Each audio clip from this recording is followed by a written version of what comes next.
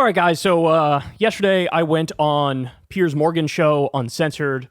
They had been reaching out to me for a while and never got around to doing it for a number of reasons. I mean, number one, the timing is kind of awkward with my own show. But number two, I've witnessed a lot of Piers Morgan videos. And in those videos, suffice to say, it's hard to get a word in edgewise, right?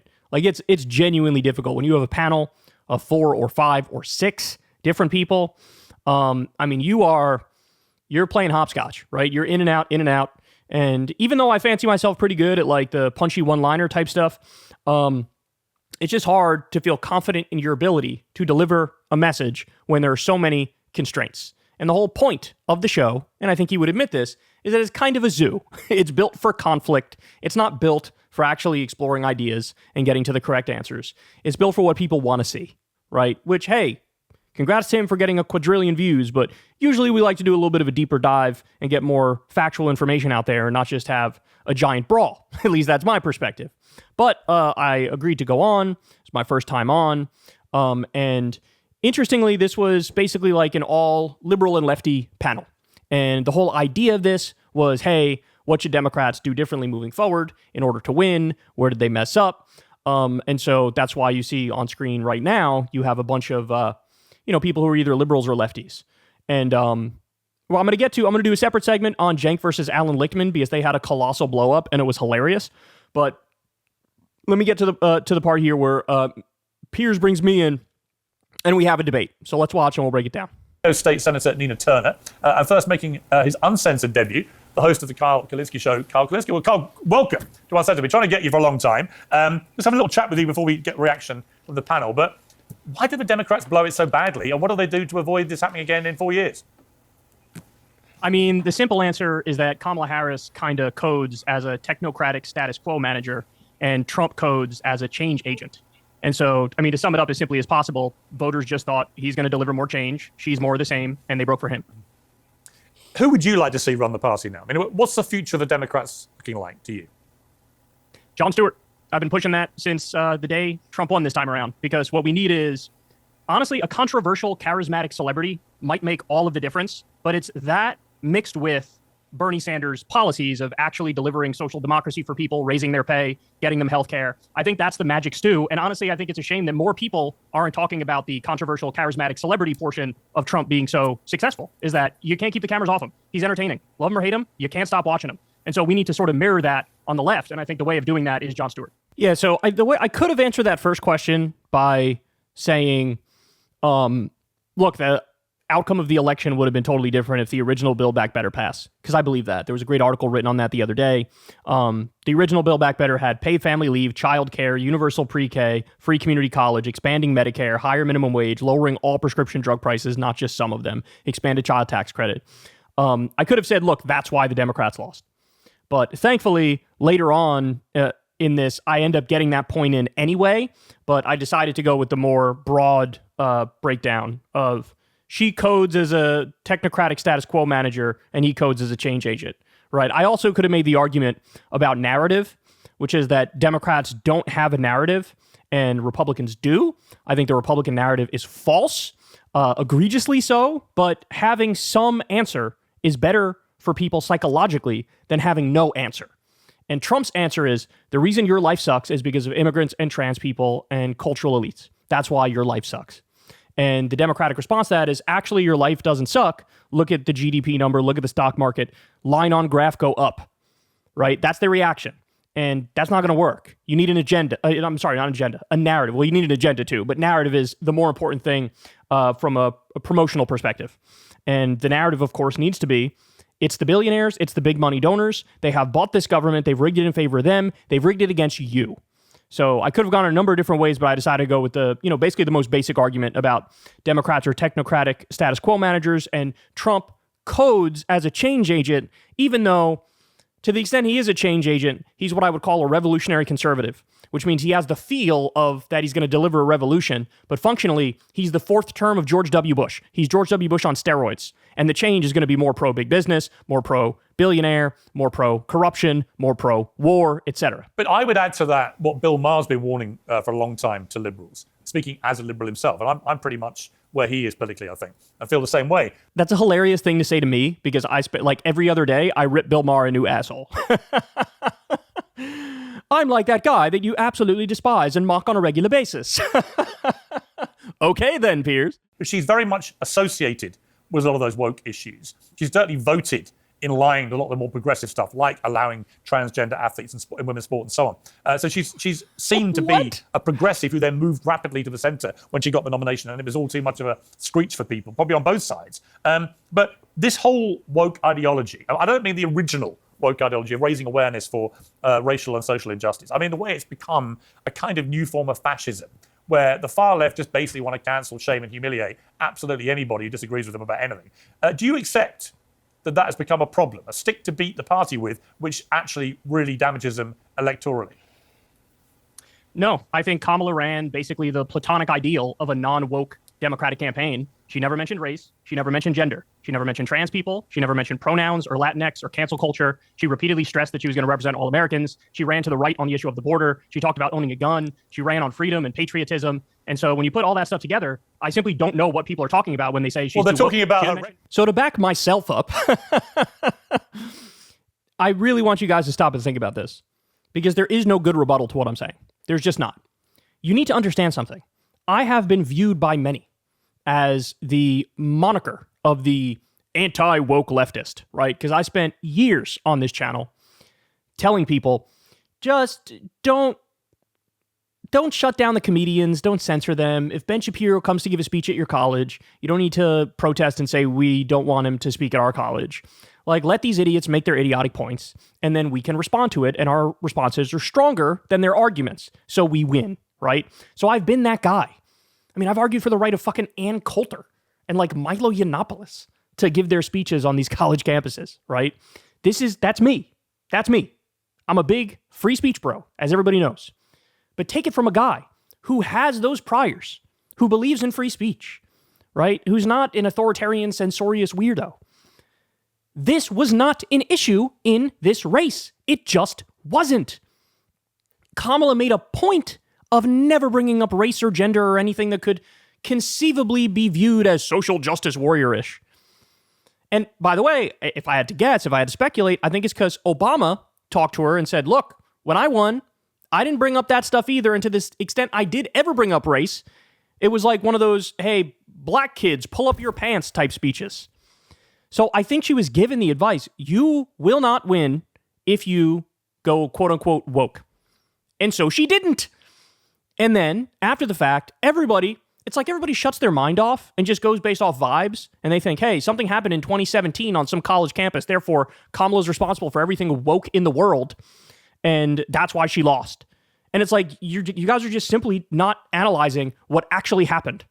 And that is incredibly frustrating because the takeaway is going to be, hey, you guys just need to throw trans people under the bus more or throw immigrants under the bus more. That's how Democrats can win. This is what Seth Moulton was out there saying after Kamala lost. And that is the wrong lesson. That is the wrong lesson. We don't need to throw our immigrant brothers and sisters under the bus. We don't need to throw our trans brothers and sisters under the bus. That is a distraction. That is a distraction. That is feeding the right-wing narrative of the way the country works. The right-wing narrative is immigrants are to blame for all your problems. Trans people are to blame for all your problems. Point the finger at them. You don't want to reinforce their narrative and their worldview. The real reaction is, why the fuck are we talking about immigrants and trans people when they are not the cause of anybody's problems? They're just not. You want to know who the cause of your problems is? It's the big money donors. It's the corporations. It's Wall Street. It's the military-industrial complex. It's the people who bought the government. We're talking about trans people when we should be talking about that pharmaceutical drug, which costs $240 or so in the UK, and it costs $38,000 here. Why are we not talking about that? Why are we not talking about the millionaires and billionaires who lobbied the government and got their taxes cut and got subsidies as you got screwed? Why are we not talking about Trump's tax plan, which raises taxes on working people and lowers it for the wealthy? Why are we not talking about a country where millions of people don't have health insurance? Millions of people. Medical bills are the number one cause of bankruptcy. And we're talking about trans people. They didn't hurt anybody, right? Like, you think it's easy to be a trans person? To feel like you're basically in the wrong body and have society look at you skeptically? You think somebody would willingly choose to put themselves in that situation? That's like saying back in 1978, people are choosing to become gay. Like, what the fuck are you talking about? Stop pointing the finger at people who did nothing wrong. But that's their move. That's what Republicans do. This is the divide and conquer, right? Here we go. Well, hang on. They're talking about her record as vice president of the Biden administration, where they never stopped talking about this stuff for nearly 4 years. So on this one, I really wish in retrospect, I said, name one policy you're talking about that they did that was in this vein. Name one. Name one. Because Joe Biden is the least woke man on planet Earth. I think everybody knows that. He's 7 seconds away from saying some sort of old school racial slur at any minute. Because he doesn't know you can't say like whatever, Oriental or whatever anymore, right? He doesn't know it's Inuit and not Eskimo, right? Like at any given second, Joe Biden can drop a racial slur. He's the oldest white man on the planet. So what are we talking about? And Kamala Harris, again, what are you talking about? You want to know what they did the last 4 years? You want to know what the bulk of their energy was on? You know it already. It's the CHIPS Act, bringing 800,000 manufacturing jobs back here. It's the PACT Act, giving veterans health care when they were exposed to toxic burn pits. It was the Inflation Reduction Act with a 15% corporate minimum tax rate. Like, these are the things that they were focusing on. The idea that every other day there was some, trans bill coming up where the government is going to mandate that you allow a trans person to sleep in your spare bedroom. Like, what are you talking about, Piers? I don't know what planet he lives on. This is all right-wing, vibes-based politics. This is the narrative that comes out of misinformation, which is relentless from the right, where people just start thinking their view of the world is correct and Democrats are lost in the wilderness on social issues. The reality is it's the Republicans that won't shut up about social issues because that's their scapegoat. They want to point the finger at their scapegoat. If we're going to talk about social issues, Piers, why would we not bring up in 2022, we had a vote on gay marriage. 36 Republicans in the Senate voted against the right to gay marriage, and 169 Republicans in the House voted against it. If you want to have the conversation about social issues, let's talk about the extremism and authoritarianism on the right, which permeates the party. In the year of our Lord 2022, they voted against gay marriage. If you want to have a conversation about social issues, that's what we should focus on. You can pretend when you get the nomination, whoa, I'm a centrist, and I'm a gun-toting Rambo, by the way, as well, to all you Second Amendment people. But actually, if you judge her on what she said and did in 4 years, she was a progressive left. I should have pointed out also, that's a performative contradiction. In other words, he's saying, man, why is she so woke? She should be less woke. And then she points out, well, when she was running around with a gun and cracking down on the border and saying the things that he wants her to say on these issues, he was like, that's inauthentic. So then she can't win. Just admit that there's nothing she could say or do that could get your support. So on the one hand, you're saying, hey, get away from these social issues. Then you're explaining how she did get away from these social issues, and you're still criticizing her. And to pretend otherwise is to just ignore what went on in that period. Again, I really, really wish that I asked him, name one bill that you're talking about. Name one way in which Democrats were overly focused on these social issues in their time in office. When they did focus on social issues, it was literally to get that pro-gay marriage bill passed, which a lot of Republicans voted against. And Piers, you should be agreeing with the pro-gay marriage bill. What I'm much more concerned about is not Democrats being woke or Democrats censoring speech. I'm much more concerned about Trump's record on those things. So, for example, Trump said he wants to punish flag burning with a year in jail. That's against the First Amendment. He sued CNN for $475 million for calling election denialism the big lie. Before he was president, he sued Bill Maher for $5 million over a joke.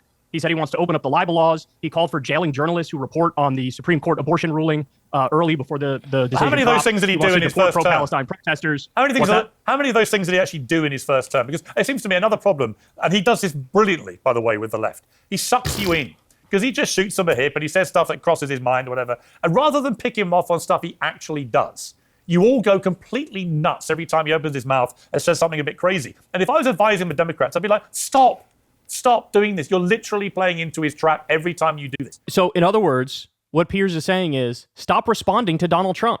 Stop making a counter argument. You're helping him every time you disagree with him. So then how do we differentiate ourselves from Trump? Say nothing?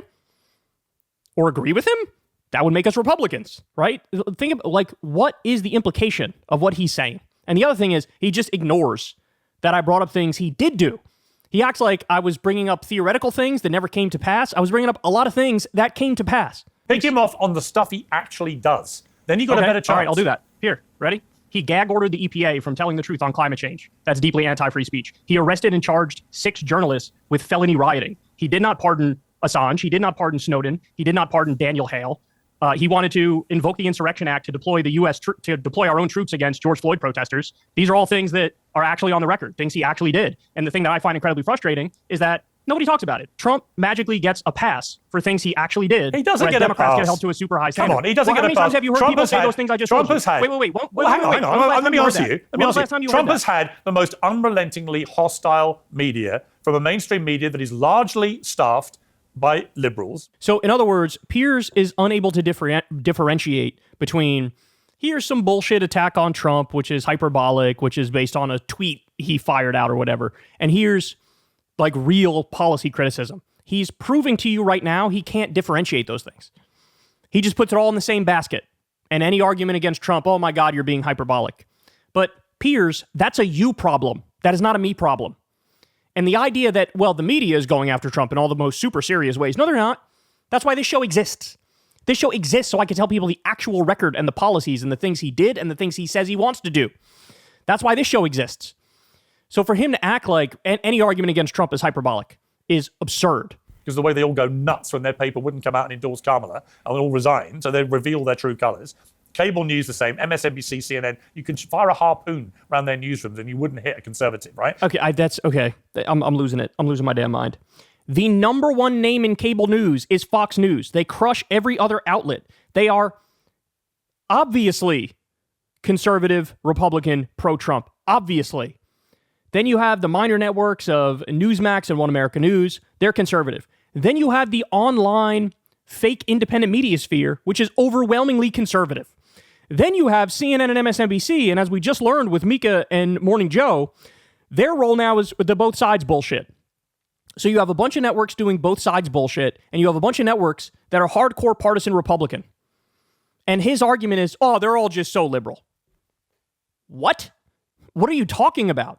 What world do you live in? Jesus Christ. So let's just get real about the way mainstream media is made up. I've worked in it. And there are very few conservatives. And that is part of the problem as well. And I just think that ultimately, if the Democrats are going to try and make themselves electable, they've got to move wholesale on now to a far more effective way of campaigning. And it can't just be every time Donald Trump speaks, mass hysteria, shaving your head, going on TikTok and posting videos of yourself screaming and saying you'll never have sex with a Trump supporter again. All this stuff is insane. How about just telling the truth? Wait. How about just telling the truth? That's a radical idea, right? When was the last time you heard that Trump arrested and charged 6 journalists with felony rioting? Who talked about that? Did CNN talk about that? Did MSNBC talk about that? Did you talk about that? Nobody talks about it. And the fact of the matter is Trump attacks Democrats 4 times as hard as they attack him. Yeah. So if anything, the lesson to take away is the opposite. Democrats should get more arrogant, they should get more aggressive, and they should tell the truth more. Did you notice his face there? Did you see his face there? He's actually laughing because he knows what I said is true. He knows what I said is true. And you could catch him agreeing when I say Trump attacks Democrats 4 times as hard as Democrats attack him. And he won twice. See, this is my point. Nobody's making this point that Trump is the most arrogant, divisive, and unhinged political candidate in my lifetime. Probably for longer than my lifetime. And he won twice. So the idea that Democrats should be less divisive, less arrogant, less unhinged is nonsense. Our politics is broken. It's broken. Act as such. So again, I want to play that for you one more time because you could see when I make the point that Trump attacks Democrats harder than Democrats attack him, Piers goes, yeah. And then when I say, so if anything, it's the opposite. Democrats need to be more arrogant and aggressive. Piers smiles and laughs because he knows what I'm saying is true. He talks about it. And the fact of the matter is Trump attacks Democrats 4 times as hard as they attack him. Yeah. So Yeah. That's right, Piers. If anything, the lesson to take away is the opposite. Democrats should get more arrogant, they should get more aggressive, and they should tell the truth. Look at his face. Look at his face. He knows I'm right. He knows I'm right. He's doing this whole, it's the classic, well, shouldn't Democrats just agree with Trump and move on and submit to his horrible agenda? Over my fucking dead body, bitch. No way. No way. And he knows it. Look at his face. He knows it. More. Come on, Kyle. You know that would be utter suicide. No, that's the truth. You know what? You wouldn't be as good at it as he is because he does it with humor. You lot all do it with these incredibly straight-faced, virtue-signaling, I'm outraged that's by why I said everything. which, by the way, he clearly doesn't know my show well because, of course, we try to have fun with it, right? Of course, we get a little goofy with it, a little silly with it. But he's like, well, Trump's funny and, Democrats are not. But watch at the end, he basically folds like a cheap lawn chair because he realizes he just came full circle to agreeing with my point. If you all just chilled out a bit, have a bit of Kool-Aid, No. have a bit of a laugh. That's why I said Jon Stewart. Death by mockery. Well, actually, you're right. Jon Stewart gets exactly the right tone. On that, I agree with you. That's right. Yeah, we agree. Yeah. I agree. Oh, would you look at that? Oh, would you look at that? I checkmated you completely and utterly. Isn't that cute? Oh, yeah, you did say Jon Stewart. He is actually really funny, and he is also really aggressive, and he does actually represent something, and he is exactly what we need in this moment. Yeah, I guess you're right. Yeah. No shit, Piers. No shit. All right, so now let me get to one other portion, which I thought was important. This is Piers starts talking about Trump's picks for various positions in his cabinet, and I really nail him down here because I feel like he plays so loose on issues like this, where it's like, well, Trump won, so he has the ability to do whatever he wants, and you guys just need to deal with it. And I really try to refocus it on, well, hold on now, but do you criticize the fact that these are neocon picks? A lot of people think Trump is anti-war. A lot of people think he's anti-war.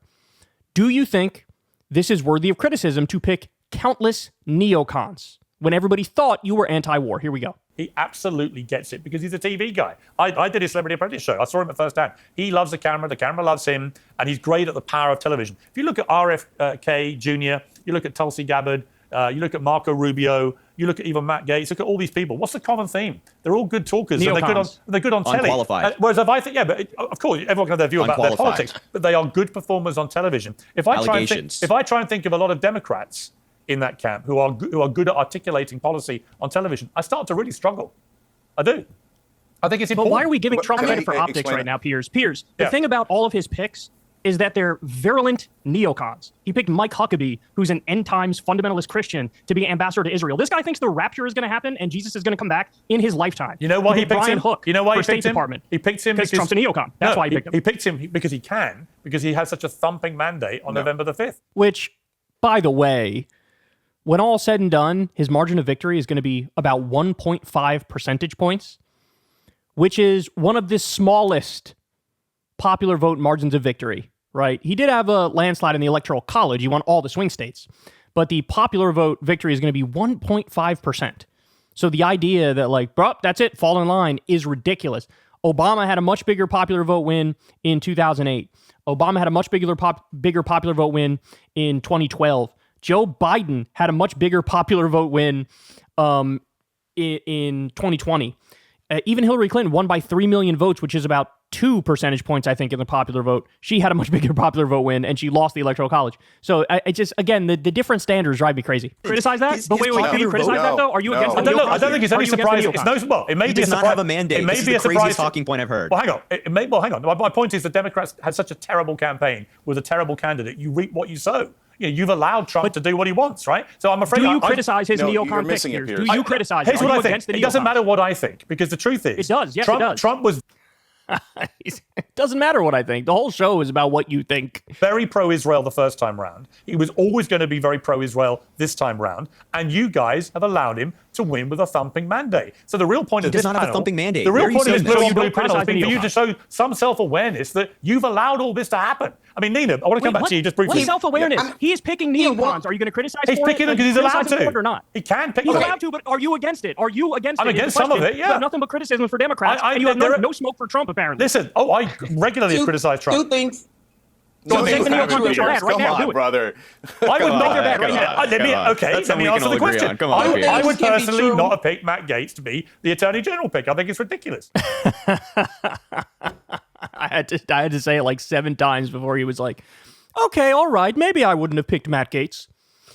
All right, but remember, Matt Gaetz was not even the core of my argument there. The core of my argument was that almost everybody he's picking are virulent neocons, and even the ones who posture as anti-war are in favor of the total obliteration of Gaza and Palestinians. Okay, so he's, yeah, I guess not Matt Gaetz, right? But really, I wanted to know on Brian Hook, who is like a Mike Pompeo devotee. He picked somebody who literally worked for Dick Cheney as he was pretending like Dick Cheney is the worst of the worst. And by the way, Dick Cheney is the worst of the worst, but he picked somebody who literally worked for Dick Cheney. Like, what are we talking about here?